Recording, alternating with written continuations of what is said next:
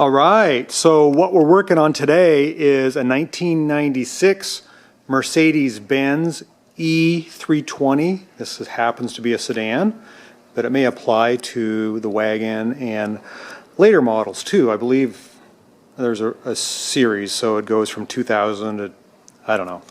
I actually am not sure on the age range, but I believe it's like 95 to 2000, something like that.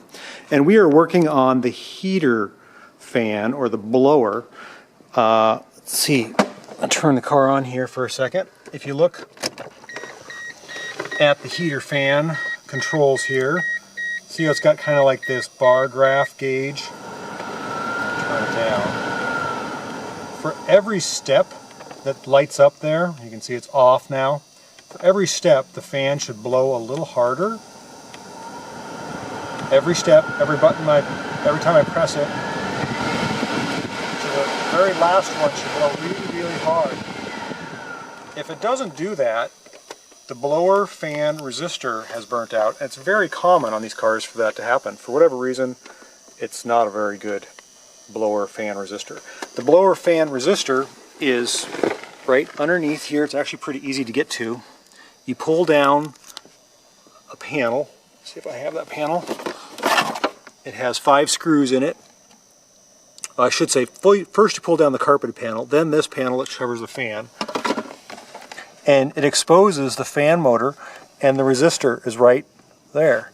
And what I do to save the customer some money, the resistor for this particular car, this E series, is about $300. That's my cost and aftermarket, and that's just for the resistor.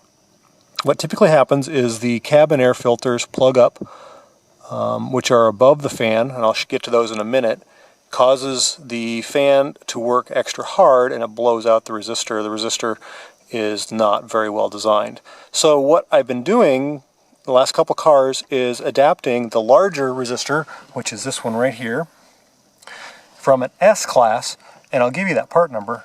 All you have to do is snip the wires like I did there to add the extra length for the umbilical to plug in, and it's a much heavier duty resistor, and it's only $99. It's not $300 or $500 or whatever the dealers.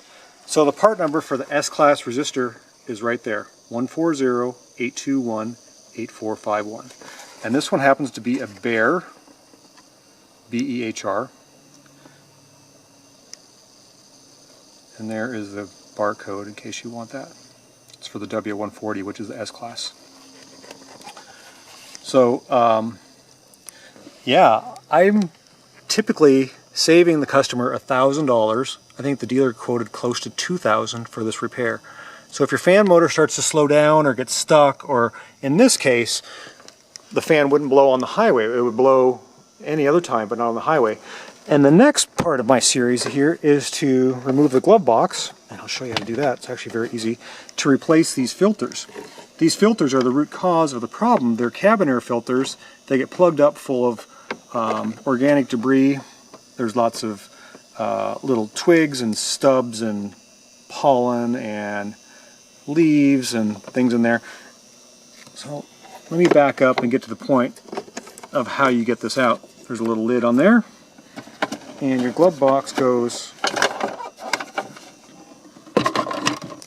in this hole like this. This is your glove box. You want to open your glove box up. You can do this by holding the camera. And there are 6 screws within this glove box that have to come out. So the most hidden ones, with nobody knows are there, there's one right underneath here that goes up this way. Another one on this side. There's 1, 2, 3, 4, and there's 2 in the base. You pop the light out, undo the 6 screws, and you got to give it a good tug. And I mean a good tug. You feel like you're going to break something. As long as you got all the screws out, you're good. It'll pop right there and right there. It makes a ear-curling snap. Once you've got that out, all you have to do is slide the light up here. This little white thing slides up to release this latch, and then simply slide the 2 filters out. One will be back in a corner, and one will be exposed here. You slide these out and replace those. And that way the customer gets the fresh air, cool or hot, whichever they desire, at full force, and it won't blow the resistor out.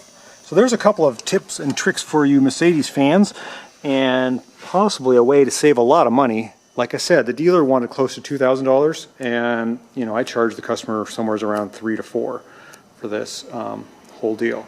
That's quite a bit of savings. That's something you can do yourself, even cheaper. These little filters are about $25, $30 a piece. There's 2 of them. So, all right, thanks for watching. Again, this is a 1996 Mercedes Benz E320. They're great cars. They're very popular, and it's a little upgrade you can do for yourself. Keep your cool, keep your heat. Thanks for watching.